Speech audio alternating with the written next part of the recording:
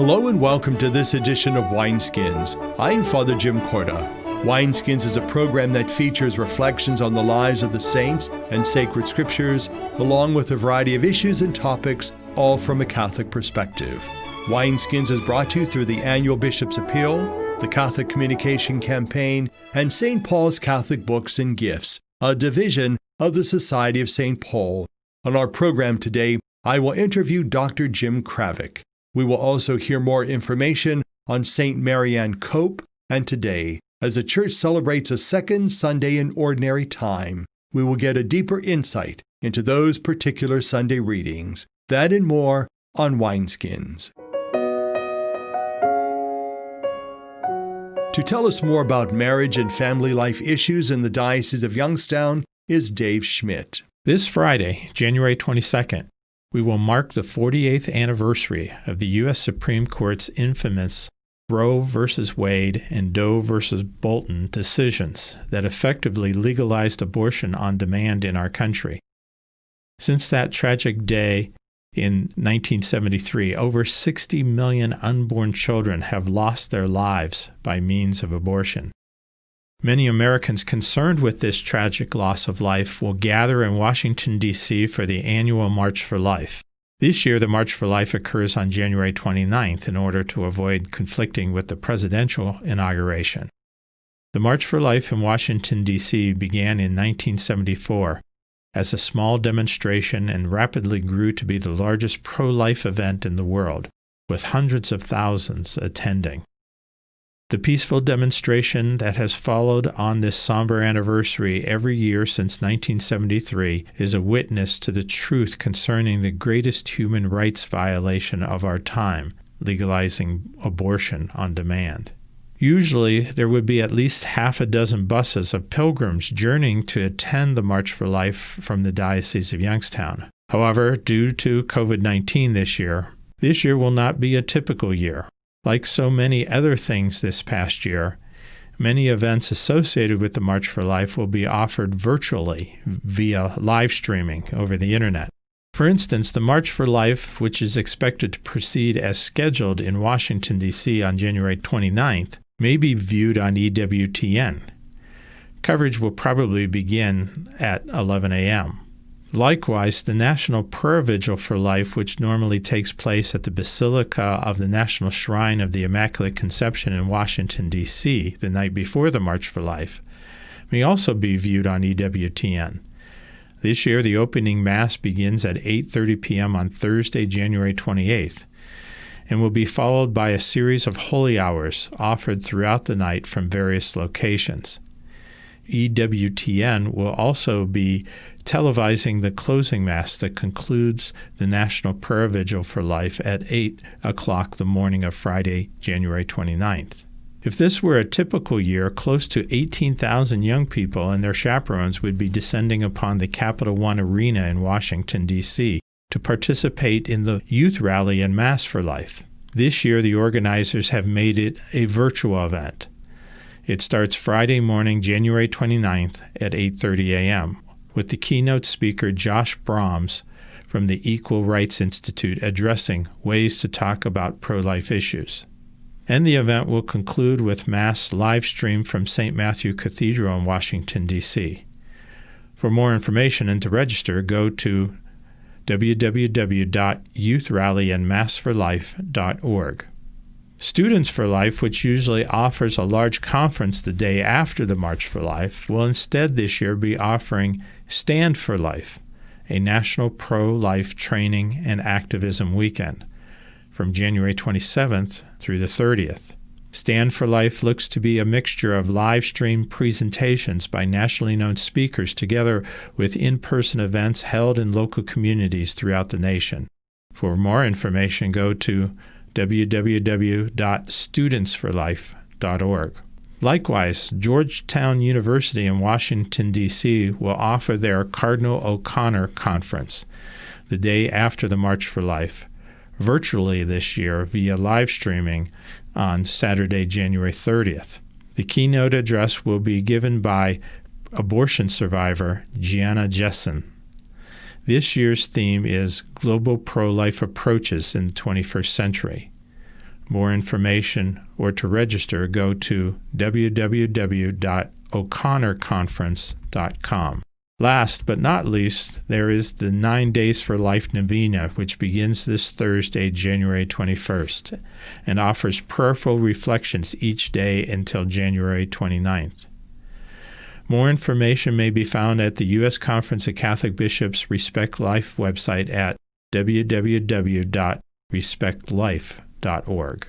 As you can see, although COVID-19 may hamper our ability to travel to Washington, D.C. and participate in the March for Life in person, we have many ways to prayerfully and reflectively observe the somber anniversary of the unfortunate Supreme Court decisions that legalized abortion throughout our land.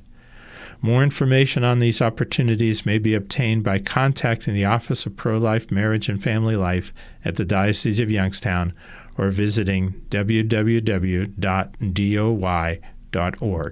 For Wineskins, this is Dave Schmidt. Saint Marianne Cope was a virgin and ministered on the island of Molokai.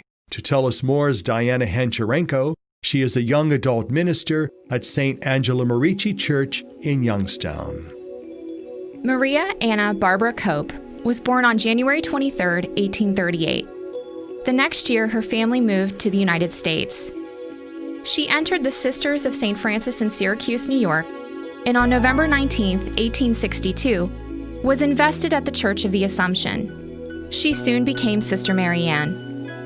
1 year later, at the same church, on the same day of the month, Sister Marianne was professed as a religious, after which time she served as a teacher and principal in several beginning schools in New York State. She had joined the order in Syracuse with the intention of teaching school, but her life soon became a series of administrative appointments. As a member of the governing boards of her religious community, she participated in the establishment of 2 of the first hospitals in the central New York area. In 1883, the United States was still the land of the pioneer. Religious communities serving the immigrants and others had their hands full, including the Franciscan Sisters of Syracuse. Priorities in need were difficult to determine, and understandably, the pleas from the faraway Hawaiian Islands for a capable leader to begin a system of nursing hospitals went unheeded by dozens of religious communities.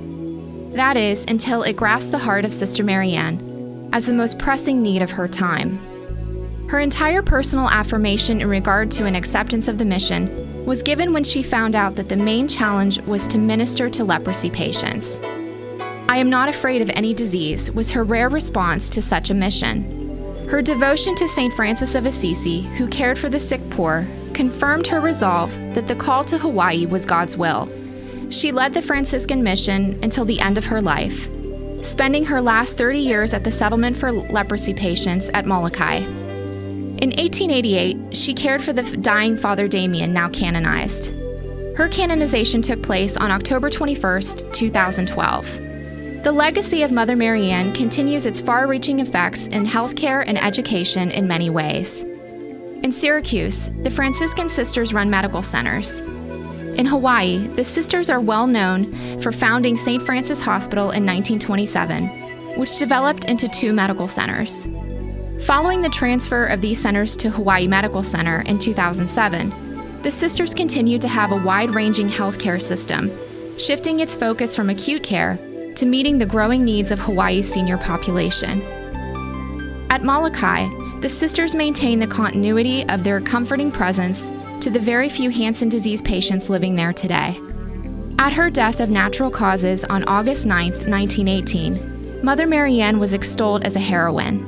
Robert Louis Stevenson, almost 30 years previously, in his visit to Molokai, had expressed his own appreciation of Mother Marianne and her sister nurses. He wrote poignantly in verse of the inspirational effect of the viewer finding beauty springing from the breast of pain. In the comforting presence of devoted nurses, he marks the sisters on the painful shores, and even a fool is silent and adores. For Wineskins, I'm Diana Hancharencko. Talking with Dr. James Kravec. And one of the things I'd like us to talk about, Doctor, at least for me as a person of faith and a church minister, we worry about our gatherings. We worry about people coming to church. We worry as family members of our families coming together for the holidays or civil holidays. Why do we need to kind of change some of the ways that we do that, or we gather as people for our own health and safety? The main reason is, as we talked about right before the break, is we may have coronavirus with no symptoms and be spreading it. Mm-hmm. With a cold or with influenza, you may say, I feel great, therefore I can go out and interact with everyone. Drink from the same cup, for example, because I feel fine. Mm-hmm. With coronavirus, it's a little different. The symptoms can start about 2 days prior. You may be contagious, I should say, 2 days prior to symptoms. You may never have symptoms and be contagious. That's really the main reason we have to think about each other in that area. Let's talk about testing. You know, we've heard many different things over these several months about testing. One thing we heard was that we should all get tested. One thing was you don't get tested unless you have symptoms. So what's the whole thing about testing, and what would you share with the folks that are with us that's important about that? It's changed so much. It's so frustrating. Both of what you've said are true in the last 2 weeks. For the reasons of supply and demand, for reasons of science, the CDC has changed. They started saying you can't get tested. Then it was everyone should get tested. And then I believe it was no, and now I believe it's yes. Mm-hmm. It's changed, and it will change again by the time we're talking next time. You know, right. It does change. There are places in our communities in Northeast Ohio to get tested, mm-hmm. and anyone with symptoms should get tested. Anyone that's been exposed to someone with coronavirus symptoms or coronavirus in general should get tested. There are many places you can test it if you want to, just know. And those are all available, and the answer is okay for all of those right now. And let's talk about the one thing that's really on people's minds, and that is a vaccination. You know, in the history of science and medicine, we have heard that those vaccines take sometimes decades. Why is this a vaccine that we are all longing for immediately, but what's the reality about it? So I think the smartest people and the smartest scientists in the world are focusing on this. So I think it will not be decades. Mm-hmm. It may not be months. It's probably closer to a year and a half for when this all started. I'm very hopeful.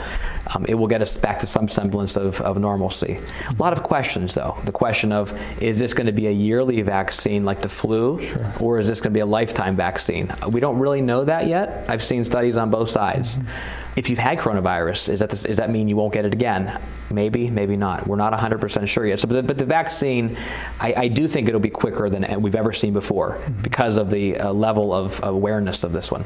Let's talk about that community mitigation, what communities can do to help really suppress it, obviously not eradicate it, but to help us work through it and to get through it in a healthy way. What are some of the things that I can do as an individual and also as a family and someone who needs to go to work? What can they do to make sure that it doesn't spread within our communities? So you hit a good point. We have to go about our routine. The question is, how do we do it? Staying home when you're sick is very important. Wearing a mask when you're out is very important. Hand sanitizing, using Clorox wipes or wipes whenever you touch things like a grocery cart, for example. Those are the ways we can still go about our lives, but not be that asymptomatic spreader or the spreader before you have symptoms the best we can. And also to have your own little tribe. We your family, and even if it's those outside of your walls, a couple other good close family members, other friends, have a smaller area. We didn't do that during the true quarantine. Everyone went, and that was rough. Mm-hmm. But I think now as we've gone about our summer, we've expanded our circle a little bit, but being cognizant of who we're with, I think, is important. What about those people that are still fearful? There are people that have not gone back to church. There are people who still do not go grocery shopping.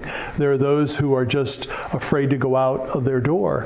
What can you say to them to assuage some of their angst and anxiety? I acknowledge it's real, and I understand. I was that person too, and I think we all, not everyone, but many of us were that person at different levels. And it's just more knowledge, of understanding of when it's okay to go out. And I understand that thankfully we can do virtual mass, not at all the same, but it's a nice, I think just acknowledging it and realizing that slowly we will be able to come back to some semblance of normalcy. What I'd like us to talk about are those people like yourselves who are on the front line, the doctors, the nurses, the healthcare workers, those who really have been in the trenches to help those where family members cannot be present. What has that experience done for you and your colleagues?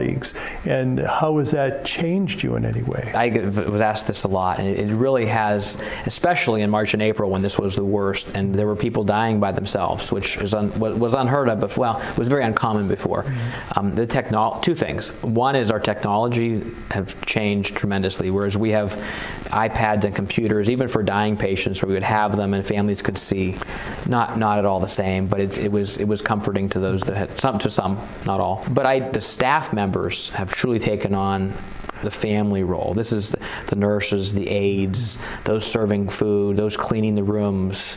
The physicians that are there are family for the dying patients now, and they're the eyes and ears of that patient, both as a connection to their real family, but also they're the ones there with holding their hands, and I think that's been tremendous. Those nurses and aides and staff members and doctors that have done that'll change them forever for sure. What would you say to those people who have loved ones in the hospital or in nursing care facilities who have yet been able to really go there, whether it's because of the stipulations of the nursing care facility or the hospital or their own fear? What can you do to help them look beyond this to know that it's okay, or what can they do to help not spread this virus? Well, I think that's really hard, especially for the nursing homes where they rely on the visitors, and so if there's any way to continue using the technology, talking with the staff regularly is the best. A lot of open communication is probably the best way, but knowing that one active asymptomatic visitor can cause a lot of problems in we call it congregate living, in a place like a nursing home where people live together. We're vulnerable. That's the reason. So you're really saving lives by not going when you're sick. And even if you are healthy, there's so many rules that are frustrating and challenging, but that's why they're in place. Just one final word from you, Doctor, for all of us. This has been a surreal experience, but I'm so encouraged by the good people and how we can come together as a community, as a state, as a country to really focus on the common good. Dr. James Kravec, thank you so much for being with us. Thank you, Father. Thank you for being with us. Have a good day, and God be with you. For more pertinent information and to listen to Wineskins, visit www.doi.org, the website of the Catholic Diocese of Youngstown. Stay with us. We'll be back in a moment. This year, in an effort to raise awareness for utility assistance during the cold winter months, Catholic Charities has renamed Keep the Kids Warm to Warm Hearts for Warm Homes. Changing the name and focus allows Catholic Charities to expand their reach beyond families with children, to include working adults and older adults that are poor and on fixed incomes, many of whom struggle to keep up with the rising costs of living. For more information or to make a donation, please visit www.ccdoi.org or call Nicole at 330-744-8451, extension 323. Thank you for helping to keep people warm through the Warm Hearts for Warm Homes program.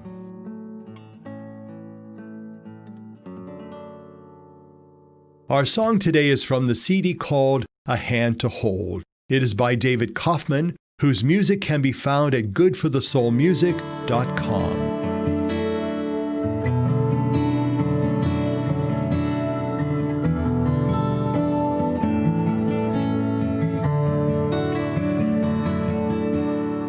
I walk in the darkness, yet the walking sets me free. For I believe the light finds me. Though the breezes in Death Valley loudly whisper my defeat, I believe the light finds me. Here's a list of what pursues me, warmth and shade to cool me,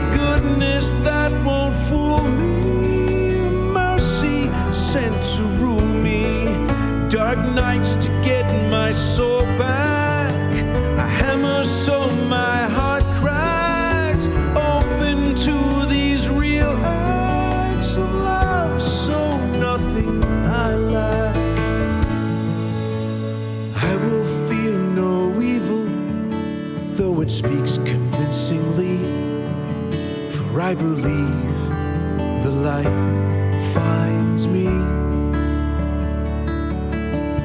The adversary's fortress cannot cuff my hands or feet, for I believe the light finds me.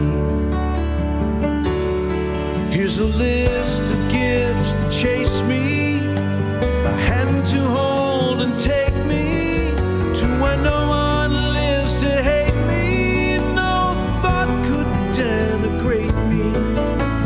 Jars of blessed oil to drown my senseless toil, a banquet flowing spoils of surrender's healing joy.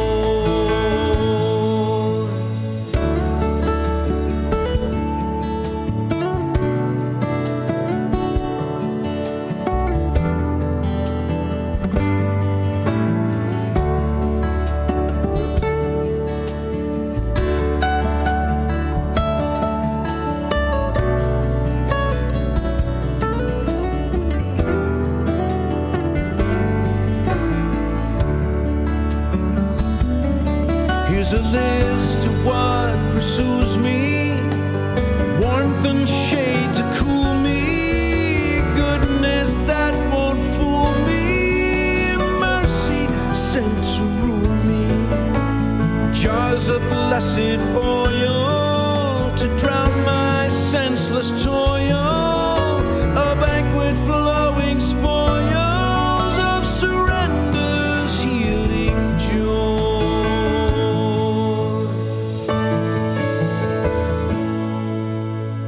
There are days on which I work and work to be complete, like it's up to me. But I will keep on walking, for the better me believes that the light finds me. I believe the light finds me.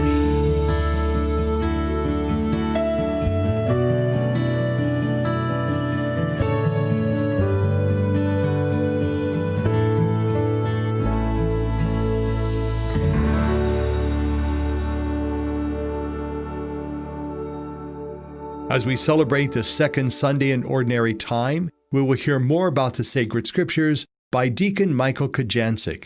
He is from St. Charles Church in Boardman. It is said that there is no such thing as a dumb question. Having taught for 30 years, that's probably true, but some sure have came close. Is this for a grade? Will this be on the test? Do we have to wait for the bell to leave? Some may think the two disciples ask a dumb question in today's gospel.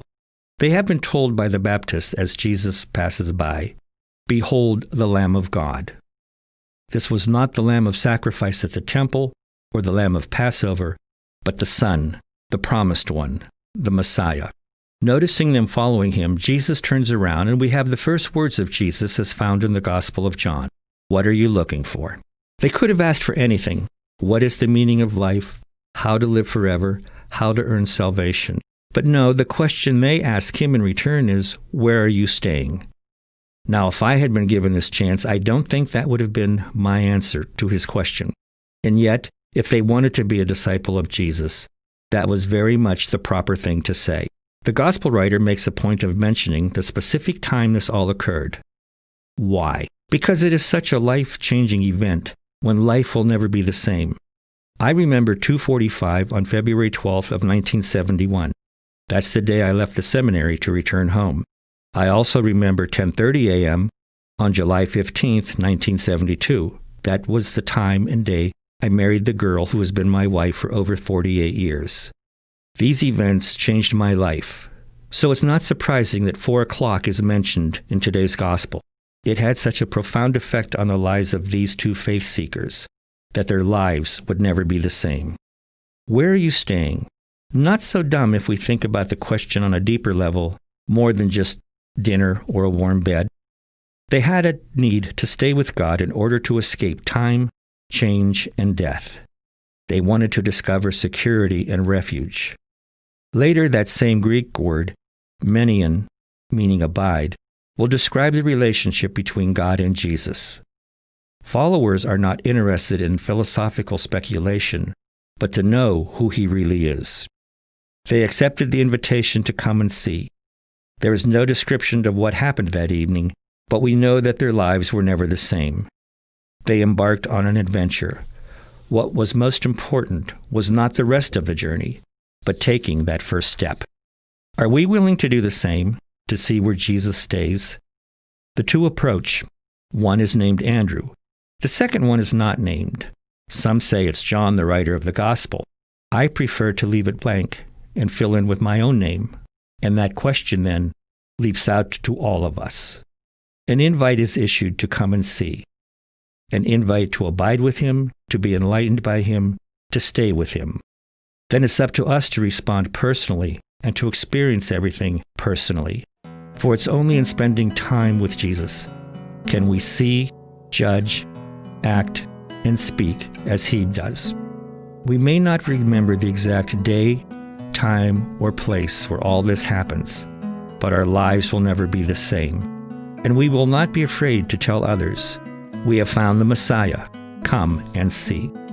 For Wineskins, I'm Deacon Michael Kocjancic. We all have a friend in Jesus. What we need to do is borrow some of the faith that he has in us. Listen to him as he says, "You are Simon, your name shall be called Peter." He is saying something like that to you and me today. Wineskins is a production of CTNY, the Catholic Telecommunications Network of Youngstown. It is brought to you by the Annual Bishop's Appeal, the Catholic Communication Campaign, and St. Paul's Catholic Books and Gifts. I'm your host, Father Jim Korda, wishing you a beautiful week. And we of CTNY want to remember that we celebrate tomorrow Dr. Martin Luther King Jr. Day.